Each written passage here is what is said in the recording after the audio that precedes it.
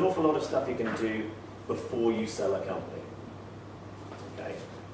Talking to some people here before on whether it's better to sell your company, whether it's better to wait until you're bought. Clearly it is a better thing, if you can possibly do it, to get so well known, have such a wonderful company that someone comes along and buys it.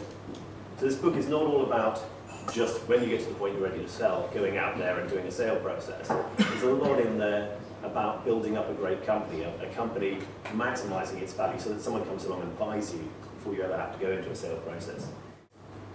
Okay, the first thing I would suggest, I don't know what stage people in this room, what stage their companies are at. I know we've got some advisors, we've got some investors.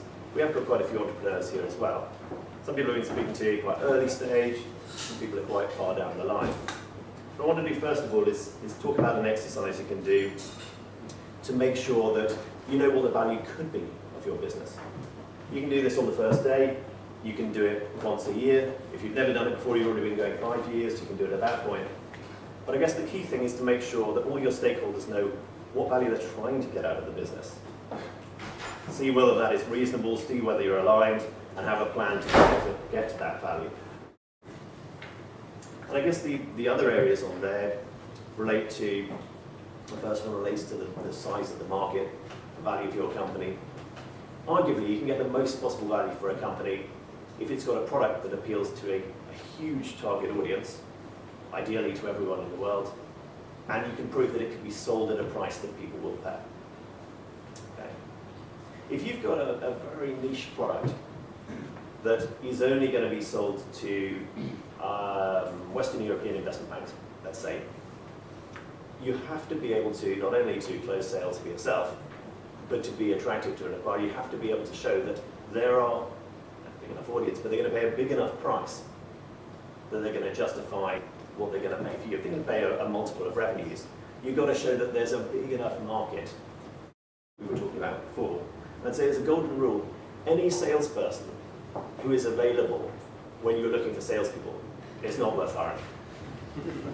It's one of those kind of truisms, I suppose, which is a little bit sad, but the best salespeople, as people know, the best salespeople are in great jobs that are being paid very well. And my advice here would be you have to go and grab them. If you don't know where these people are, well, if you do know where they are, then you go and find them, and you're going to have to offer them sufficient incentive to come out of where they are. And so you've got to get to know them pretty well. This is not always going to be money. Confusion. If you're a technology company and you want to sell in early stage, or you want to sell mid-stage, you really need some focus on what you're going to be known for. So you're either going to be known for the company name, or you're going to be known for your product name. What I guess a lot of smart people do is they say, my company is called Softco, and you will always have the name of the product is Softco this, Softco that, and so on. Just make sure you're not conflicting it. Okay, we had a client the other day who within an hour managed to convince them to completely change their website, because their website was all about their company name, but they were actually known for their product name. It was a very easy decision to make.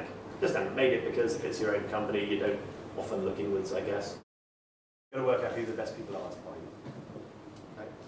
In terms of getting the most value through a company, you've got to work out who it is worth the most to, who can make the most financial gain by buying your company. Some fairly obvious things to start with.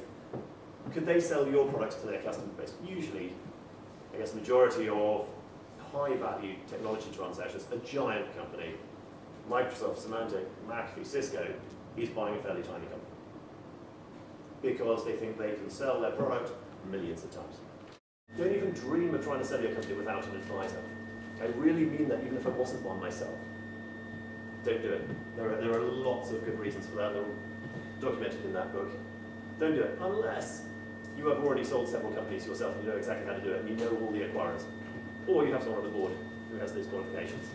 And even so, they're going to need to have the time to run the process and do it properly. Otherwise, get the best people you can.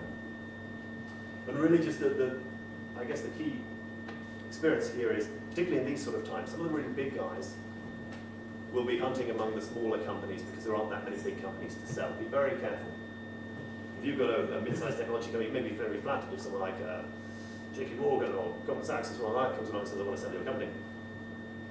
But be very careful. You want to get people who are the right size for you, who are a cultural fit for you, who understand your business, you know all the acquirers, but also it's worth it for them. The level of fees is going to be worth it. It's going to make them concentrate on your business rather than someone else's.